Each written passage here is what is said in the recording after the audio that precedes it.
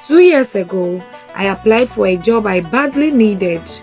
I ironed my shirts, printed my CV, and reached the office in Airport City, Accra, 45 minutes early.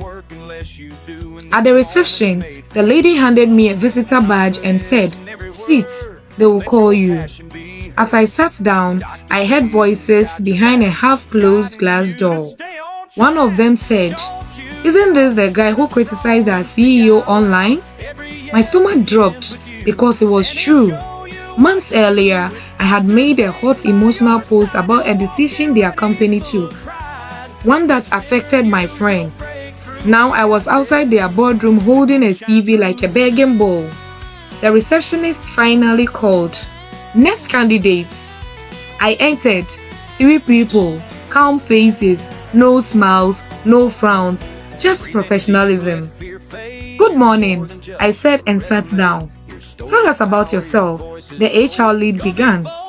I could have pretended I never heard what I heard, but my mind told me something.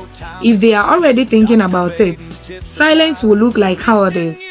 So I did something risky. Before I start, I said, "I want to address something directly. I once criticized your CEO online.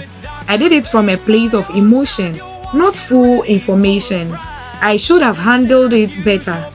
The room went quiet. Then I added, "But I'm also the kind of person who can own mistakes, learn fast, and still deliver results. If you give me the role, you won't be hiring a perfect person, you will be hiring a responsible one." The department lead leaned forward. "Okay," he said, "now tell us about yourself."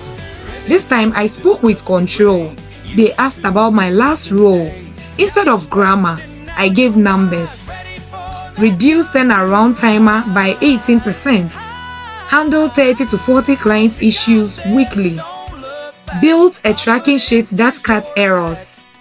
Then came the practical task, a short case scenario. My hands were shaken, but I breathed once and wrote my solution step by step. I was teaching. When I finished, the CEO finally smiled small, but real. As I stood to leave, the HR lead said, "I appreciate your honesty. Most people would hide. You confronted it." I nodded.